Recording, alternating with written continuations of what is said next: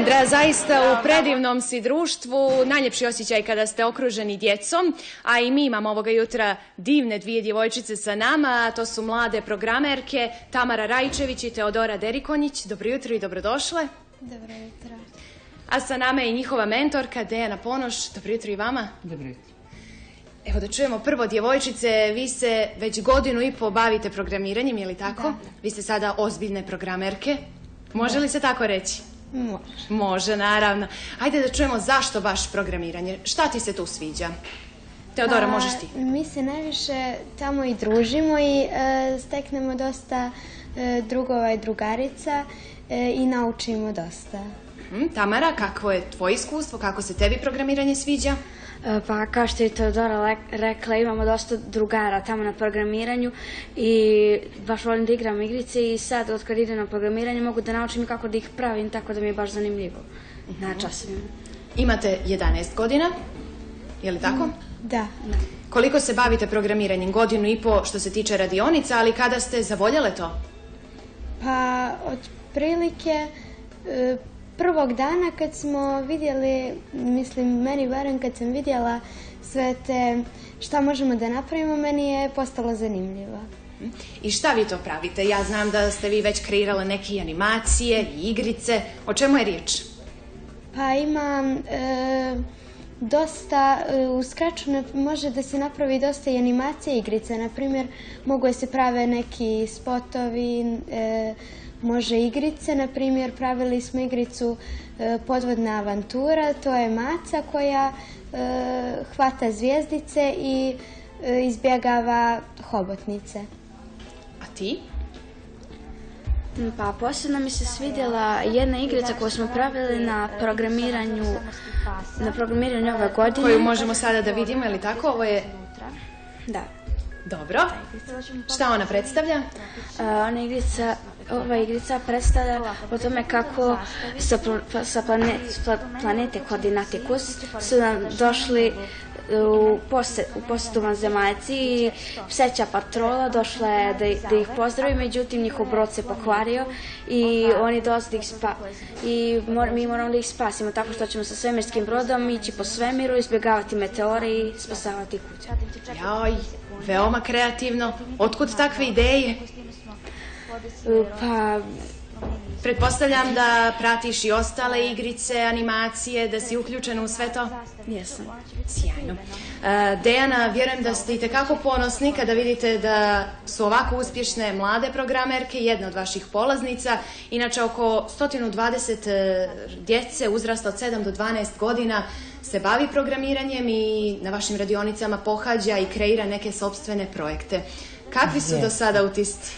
Jeste, moram reći da smo stvarno ponosni na sve njih. Znači, prije 1 godinu dana kada smo počeli, 1,5 godinu, kada smo počeli zapravo da svojoj djeci želeći približiti programiranje, nismo ni slutili da će da bude ovako dobro. Znači, danas je 6 radionica aktivno, da kažem, početna za Scratch programiranje, napredna za Scratch programiranje, čije su, da kažem, oni polaznici, kao i programiranje u programskom jeziku Python, isto osnovno i napredno. Veliki broj djece je uključen i pravo je zadovoljstvo raditi sa njima, znači razvijati njihovo kreativno razmišljanje, logičko razmišljanje i prije svega timski rad.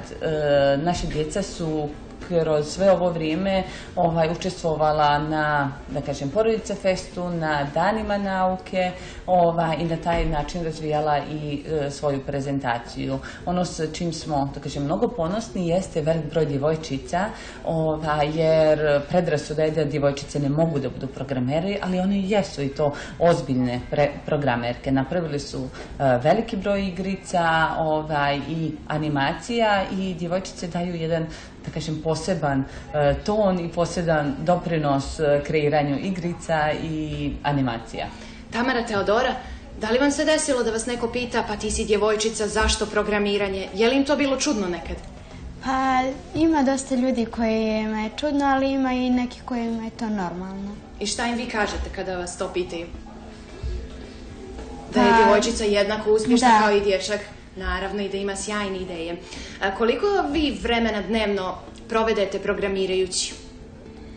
Pa otprilike sat vremena, onako kad je možda malo teži kod za igricu, više, ali uglavnom oko sat vremena, pola sata. I planirate li možda da nastavite da se bavite programiranjem i kada odrastete, da se školujete upravo za taj posao? Da. Da. Mi vjerujemo da ćete biti itekako uspješne. Dejana, vi ste pomenuli neke od prednosti za djecu, ali u svakodnevnom ste kontaktu sa djecom, u komunikaciji. Na šta vam oni ukazuju? Kakav tip i vid razvoja primjećujete kod njih?